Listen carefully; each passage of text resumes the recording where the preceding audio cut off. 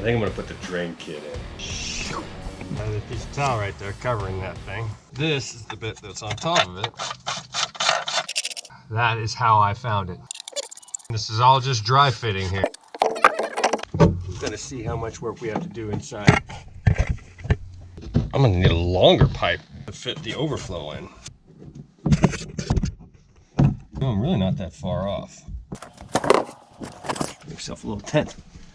Shorter here and longer here. The drain, I think, is more important than the overflow, so I'm gonna put that on first. Plus, the overflow is right in front of my face, right here, through this access panel. Right there. Oil rubbed bronze, this is what's going in there. It'll push on off. Washer right there is actually what's gonna go underneath the tub, in between this flange to grab it. Overflow drains down into this trap connector piece, drain. Place on this washer right there. Boom. What I'm gonna do first is connect this to the tub, because I want a good solid connection, and I will dry fit it on there. I'm not gonna put caulking on there, but I will put it on with the rubber gasket. That way I'll know exactly how high up from the bottom drain I need to go with this. And I think I'm gonna have to cut a little bit of pipe and use this ABS cement. Now there's different kinds of plastic piping. This black piping here is ABS.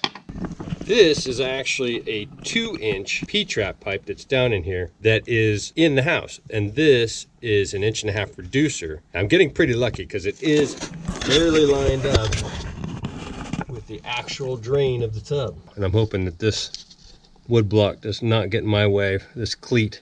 If so, I'll have to trim it out a bit. Totally in my way, doggone it. If you're still watching this and you're getting something out of it, hit that like button. What are you doing? Now I want to be very careful when I'm heading in with this oscillating tool that I don't shove it into the fiberglass of the tub. Sweeks. That'll do. I love that oscillating saw. It gets the business done. I know this is my bottom drain bit because of the threading, and the top has the 2 bolt threads.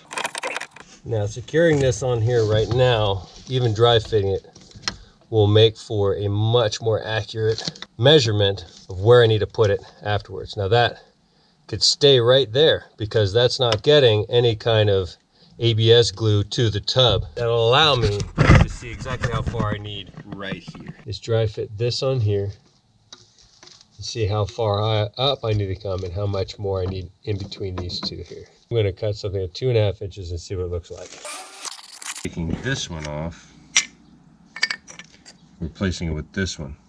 Male, female. It's going on the top of the reducer so they can cut another piece of this to fit right in there. I'm going to dry fit this still until I have the exact fit. So that when I put that glue on there, I know my business is a business. 1-inch piece of pipe. If it's a little long, that's fine. I can trim it. This thing here for the overflow connection has a tapered washer on it. More like foam than it is rubber. Because the tub comes up like this, has a little bit of a slope to it, this will not make a good seal within it. So you're going to put the fat end on the bottom so that this angle is taken away by that tapered washer. What I'm tempted to do is put this on and then slightly lift the tub, I didn't secure it yet, and onto the pipe. Overflow connected.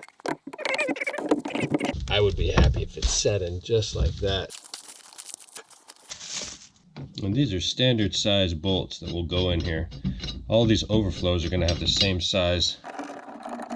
I'm thinking it looks pretty good, so I'm going to go ahead and glue it in. I get a little bit nervous, I gotta say. But that's why we dry fit, right? We dry fit to make sure that it's gonna fit right. Just glue it down, pull the trigger, boom, boom, here we go, rock and roll. I'm using pipe tape here on the bottom because that's an access joint, and if I ever have to replace this plumbing, I don't want to have to cut off my 2-inch P-trap pipe.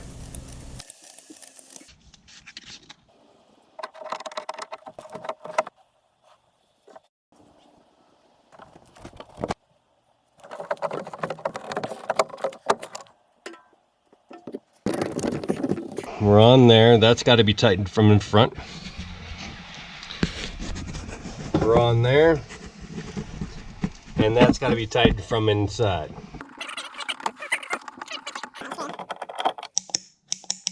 DIYer, I know that I'm not going to need a ton of tools that I'll have to hold on to forever and I'll never use them again. But this one right here, I'm sure I'm going to use a couple of times.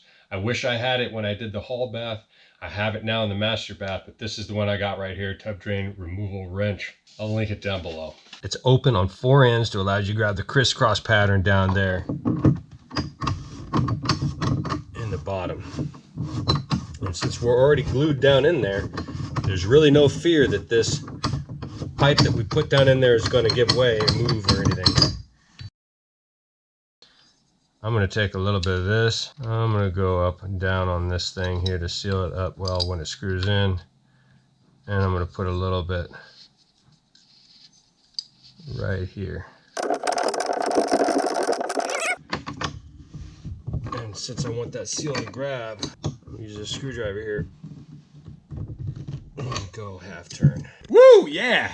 I'm fired up because that means this is ready to go. As a do-it-yourselfer, we don't really know all of the ins and outs. So when you're doing this stuff, you really want to make sure that you've done it to your happiness, to where you're going to be comfortable with it, you're satisfied, you're confident in the job you've done. I had to have that access panel on the exterior of the house so that I can reach that plumbing. Now I am confident it's in. I know it's setting right. If I ever need to look at it in the future, I can just crack that panel open, make sure there's no leaks, check everything out, and I'm happy with it. Having had that water damage in here before, little PTSD, so I want to make sure there's nothing like that in there in the future.